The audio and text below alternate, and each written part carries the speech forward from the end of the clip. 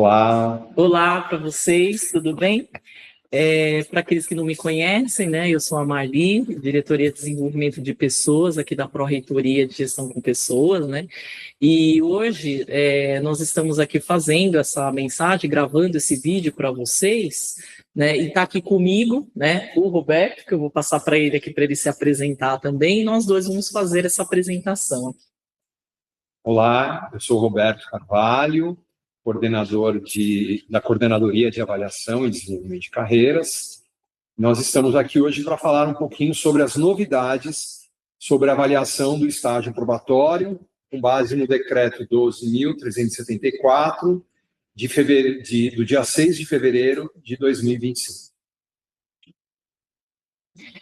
Bem, o que a gente quer conversar muito com vocês é porque houveram mudanças, né? Então a gente já tem aí essa publicação desse decreto há cerca aí de um ano, e realmente chegou o momento da aplicação desse decreto dentro da universidade. Então, com isso, aqui nesse slide a gente está falando um pouco com vocês, né, que em 2025 o governo federal ele atualizou esses critérios e procedimentos que antes eram apenas regulamentados por cada órgão, como era feito os processos de avaliação de desempenho relativo aos servidores que estavam em período de estágio probatório, tá? Então, aqui na nossa universidade, nós tínhamos, sim, procedimentos de avaliação para o período de estágio probatório, tá?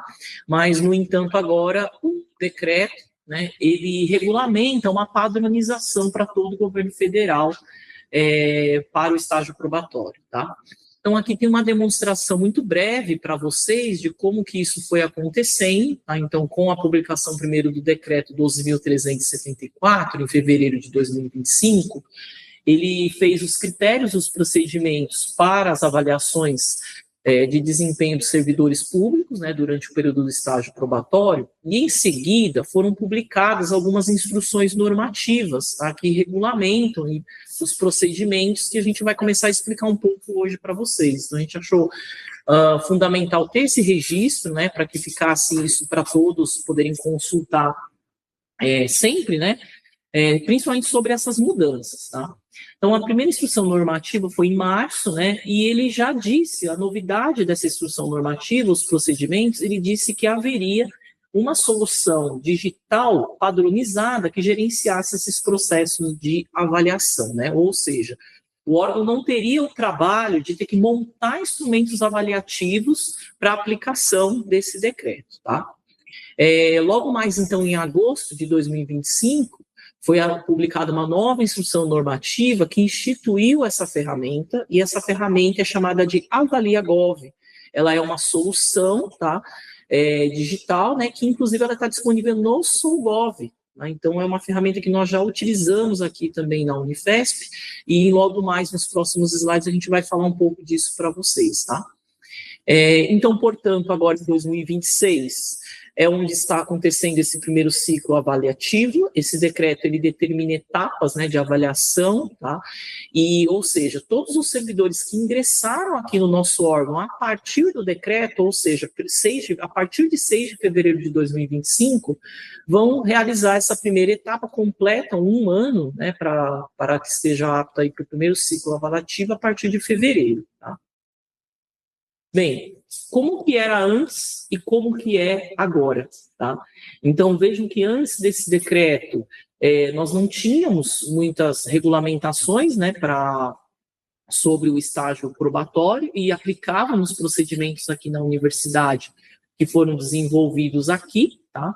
E agora, como que deve ser feito? O que o decreto estabeleceu? Ele estabelece que o servidor público, em período de estágio probatório, ele precisa ter 3 ciclos de avaliação. Um ciclo, primeiro ciclo, com 12 meses, tá? Quando ele completa 12 meses de exercício no órgão. Um outro ciclo com 24 meses e um terceiro ciclo com 32 meses. Ou seja, ele passa por 3 ciclos de avaliação, tá? Como que deve ser feita essa avaliação? A avaliação ela tem que ser realizada pela chefia imediata, pelo próprio servidor, tá? E por seus colegas, chamado de pares, tá? E não se preocupem que nós vamos explicar um pouco mais à frente o que seria e como seriam essas avaliações pelos pares. Na sequência, eu acho que isso aqui é a maior novidade, a gente vai detalhar também nos próximos slides, né? Os servidores, eles deverão participar obrigatoriamente de um programa de desenvolvimento inicial, chamado de PDI, tá? Ele é uma preparação, é uma trilha de cursos, né, de capacitação voltadas para temas comuns sobre o serviço público. Todos os servidores devem participar dessa trilha, desse programa. Aí que antigamente não existia isso, né? Então você se tornava um servidor e muitas vezes você era treinado ou trazia conhecimentos muito mais técnicos da sua área de atuação, né? E ficava desconhecido, né, os conceitos da administração pública, né? Muitos servidores desconheciam essas legislações, tá? O PDI nós vamos detalhar também, né, mas devem ser concluídos, toda a trilha dessa capacitação deve ser concluída dentro dos 2 primeiros anos do estágio probatório. Então, o servidor, ele ingressa, é muito importante que ele já inicie essa trilha de cursos, né, porque durante os afazeres aí pode acontecer, esquecer, né, de fazer, né, uma trilha um pouco extensa. Nós vamos mostrar aqui a carga horária, tá? E essas ações de desenvolvimento, esses cursos, né, das trilhas, eles poderão ser realizados dentro da jornada de trabalho do servidor, tá? E ele pode pactuar esses períodos para ele participar desses cursos, tá, junto com a chefia imediata. Bem, aí eu acredito agora que vocês devem ter muita curiosidade, assim, o que é esse PDI? Que eu acho que isso é muito novidade para os programas de estágio probatório. Então, agora eu vou passar aqui para o Roberto, que ele vai detalhar um pouco mais o que é o PDI. Obrigado, Marli.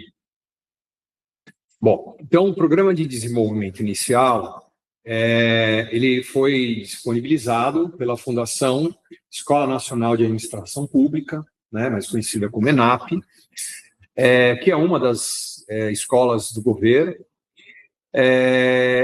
Esse PDI, ele deve constar no PDP, né?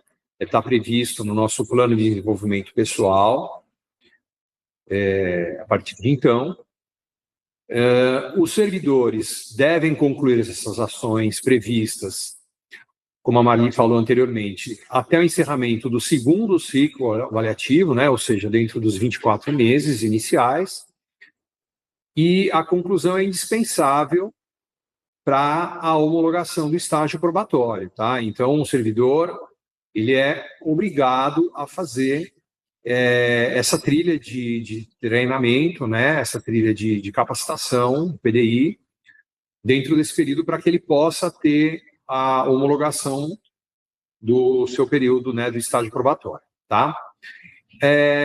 E nós temos também, né, no SUA Unifesp, no nosso catálogo de serviços, orientações, né, conforme esse endereço aqui que a gente tem aqui no rodapé do slide, tá? Bom, então, basicamente, a gente tem duas trilhas, tá, distintas. Uma para quem é servidor de nível intermediário, e uma outra para quem é de nível superior, tá? Então, elas têm uma composição com algumas particularidades, né? A primeira delas é a carga horária, que é diferente. Então, a de nível intermediário tem 271 horas e são todas atividades assíncronas, tá? No nível superior, a carga horária é um pouquinho maior, 280 horas, e existem tanto atividades assíncronas quanto encontros síncronos, tá? Em cada um dos eixos. Então, essa é a primeira mudança. Bom, no PDI do nível intermediário, nós temos 6 eixos, né? E cada um desses eixos, eles têm assuntos que são tratados de acordo com o que está aqui no slide. Então, gestão do conhecimento, gestão da comunicação, letramento digital, organização do Estado Democrático Brasileiro, ética, integridade e acesso à informação, desenvolvimento pessoal e liderança e optativas, tá? No nível superior, a gente tem algumas coisas parecidas, integridade e ética no serviço público, organização do Estado Democrático de Direito no Brasil, políticas públicas, organização da administração pública federal, orçamento e finanças públicas e desafios do Estado brasileiro, tá? Então, tem algumas particularidades. Quando o servidor ele ingressa, né, no site da ENAP, ali com o seu CPF, com o seu cadastro, ele já vai ser direcionado para a respectiva trilha, tá? De acordo com o cargo que ele está ocupando. Então, ele já vai ter esse direcionamento. Tá bom? Roberto, eu posso fazer uma pergunta? Claro. Estou aqui pensando o que eles podem estar com dúvida no que está sendo explicado aqui do PDI. Né? Por favor. Bem, está sendo mostrado aqui para o grupo, né, que existem um nível intermediário, um nível superior, mas existem alguns cursos que são iguais, aí existem outros que não. Por exemplo, ó, eu já entrei nesses eixos e eu vi dois exemplos de curso, né? Existe o curso do SEI. O SEI é uma plataforma que a gente usa aqui na Unifesp, que bom, que maravilhoso, né? Porque todo mundo vai ter que fazer o curso do SEI. Só que, às vezes, porque a plataforma da ENAP ela é uma plataforma aberta para o cidadão, né? Não precisa ser servidor para ter feito um curso ali dentro da plataforma da ENAP. Então, às vezes, antes de eu me tornar servidor aqui, eu já tinha feito o curso do SEI. Outro curso bem interessante que está aqui nessa trilha, ele já estava dentro do catálogo da ENAP, esse de desenvolvimento pessoal e liderança mesmo. Esse curso aqui é formidável, eu já fiz também, mas mesmo quem não era servidor público poderia ter feito, né? Uhum. E, por exemplo, cursos que vão aparecer nessa trilha quando eu me matricular, e se eu quiser, eu já fiz, antes de eu me tornar servidora, eu vou ter que fazer de novo? Ou ele vai dar um cheque ali que eu já fiz? Porque tudo fica ligado ao nosso CPF, né? Como é que funciona realmente, isso? A sua pergunta é muito boa, Marli. Realmente, no site da ENAP, você tem um histórico com todos os certificados, todos os cursos que você já fez ao longo da sua vida.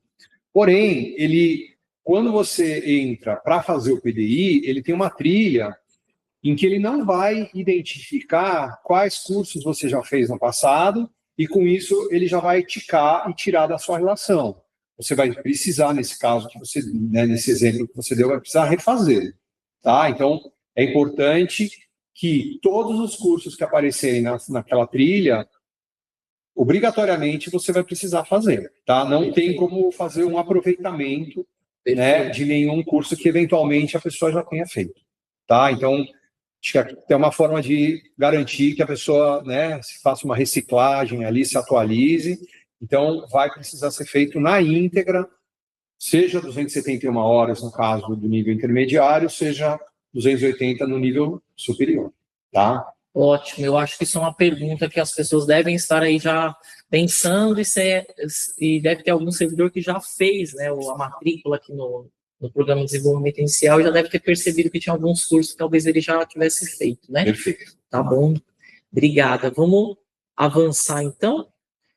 Bom, eu acho que isso aqui é bem importante, né, Roberto? Assim, como que é essa ferramenta? Né? Então, com a instrução normativa, ficou claro que a ferramenta ela é uma ferramenta padronizada, tá, do processo de avaliação, né? Então, além das pessoas fazerem o curso, né, o PDI, como você explicou, aí vai chegar o momento de realizar a avaliação em si, né? Uhum. Com 12 meses. É a primeira vez que o servidor vai passar por uma etapa de avaliação. E onde vai ser feita essa avaliação? No SOLGOV, tá? Na aplicação SOLGOV, o SOLGOV ele já está todo adaptado.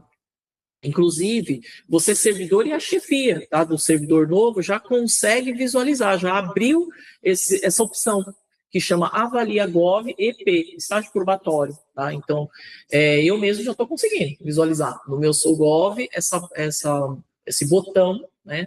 Mas para isso, a gente precisa, quem é chefia precisa intercalar ali a opção para líder, o perfil líder do SOLGOV. Então, porque quem é chefia, ele tem duplo perfil dentro do SOLGOV, né? A chefia, ela tem o SOLGOV, quando ela acessa o aplicativo do SOLGOV pelo celular ou pela web, e coloca a sua senha, primeiro é você servidor. Tá? Então, você consegue ter acesso a contra-cheque, você tem uma série de serviços ali dentro, né? da gestão de pessoas, mas se você é investido em cargo de chefia, você troca a opção, tem uma opção chamada líder, e aí você consegue visualizar a equipe que está ligada a você. Então, dá para visualizar, por exemplo, os períodos de férias também das pessoas, e, inclusive, essa configuração sobre o AvaliaGov. Aí já é possível, já inclusive se você testar agora, aí no seu celular, você já consegue ver. Eu já estou vendo aqui, servidora nova aqui. Enfim, como é que vai funcionar essas etapas de avaliação dentro do SOGOV? Então, na opção líder, tá, a chefia é que vai fazer a configuração dessa avaliação. Quando chegar esse período dos 12 meses, tem que estar atento a isso, tá, chefias? Inclusive, tem as datas ali, quando você acessa o AvaliaGov, ele já mostra o nome do servidor e ele já mostra também a data que esse servidor completa 12 meses e que ele deve passar por etapa de avaliação. Então, o líder, ele vai indicar os pares e as atividades, ele vai fazer essa configuração, pares, líder, pares e servidor, para a realização dessa avaliação, tá? Então, ele que vai fazer essa configuração. Nos slides à frente, a gente vai explicar um pouco mais, só que isso também é uma novidade, até aqui na universidade, né, sobre a avaliação de pares, tá, dos colegas, né? Então, o SOGOV, o AvaliaGov, ele faz essa previsão. O servidor, depois que ele faz também a etapa dele de avaliação, existe também dentro da ferramenta AvaliaGov a previsão tanto para servidores, líderes, pares, e aí, por fim, uma etapa de comissão, tá, para se fazer pedidos de reconsideração sobre a avaliação. Tá? Então, o servidor, dentro da ferramenta, ele também toma conhecimento e ciência das notas ali atribuídas pela chefia e seus pares, né, e ele também consegue, dentro da ferramenta, realizar um pedido de reconsideração, se assim ele entender, né, ele toma ciência e pode fazer se ele quiser, tá, ali. E tem todas as etapas no próprio AvaliaGov do percurso que vai acontecer com relação à reconsideração e a passagem por comissão, tá. Bem, eu vou pedir agora aqui para o Roberto detalhar mais, aqui está um pouco mais visual, para que vocês possam entender como que vai funcionar esse fluxo dentro da ferramenta do AvaliaGov, tá? Muito bem, aqui a gente tem então o fluxo da avaliação do servidor, né? Então, em primeiro lugar, a chefia especifica quais são as atividades feitas pelo servidor. O servidor, no segundo momento, faz uma autoavaliação, né? Ele se autoavalia. Depois, ele verifica o resultado da avaliação. E também, como a Marli falou há pouco, se for necessário, se for caso, ele pode fazer um pedido de reconsideração e depois, ao final, ele recebe o resultado da avaliação desse recurso. Tá? Então, esse é um processo normal, esse é um fluxo, né, de uma forma assim, bem rápida. Agora, aqui, a gente tem a figura da visão dos pares. Então, os pares também vão fazer essa avaliação do servidor aqui em análise, tá? Então, primeiro, o chefe indica quem são os servidores que vão atuar como pares e recebe um e-mail institucional com essa indicação, tá? Estes servidores apontados como pares vão acessar o SOGOV e vão fazer a avaliação do servidor, do colega.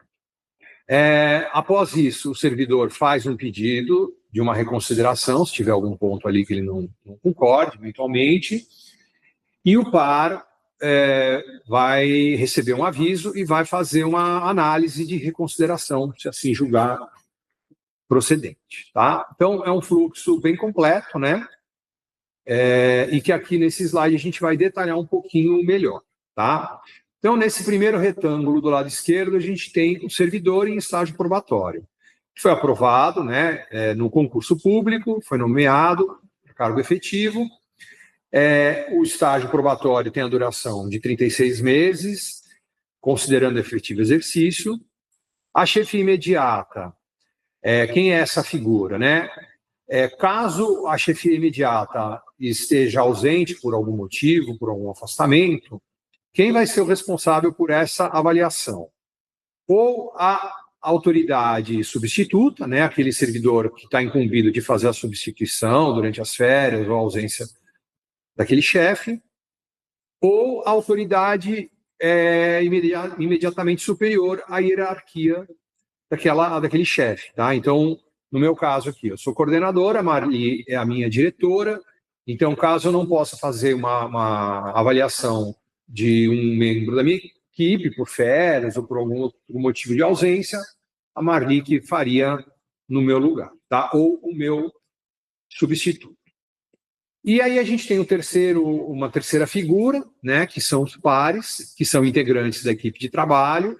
Então, quando que vai surgir essa figura? Quando eu tiver na minha equipe, no mínimo, 3 servidores, tá? Então, se eu tiver uma equipe só com 2 pessoas, não se aplica. Então, tenho que ter no mínimo 3 pares e no máximo 5 que satisfaçam aí algumas condições. A primeira, esses servidores, 3, 4 ou 5, precisam ser estáveis e precisam estar no meu setor há mais de 6 meses atuando na minha equipe, tá? Então, esses 2 critérios devem ser atendidos para que entre a figura do par também na avaliação. Caso essas regras não possam ser atendidas, fica só a figura da chefia e do próprio servidor fazendo a sua autoavaliação, tá?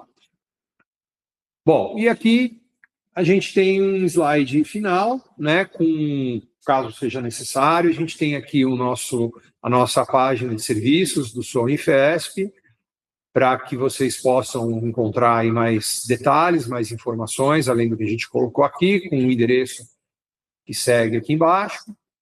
E caso você necessite de algum serviço, né, de alguma orientação relacionada a algum assunto pessoal, nós temos aqui o endereço, né, de atendimento.unifesp.br para que seja direcionado aqui para o atendimento da ProPessoas, tá bom? Então, Marli, era basicamente isso, né, que a gente tinha aqui para trazer, por enquanto, em relação a esse assunto, e a gente fica à disposição para qualquer dúvida, qualquer outra necessidade que possa surgir. Isso.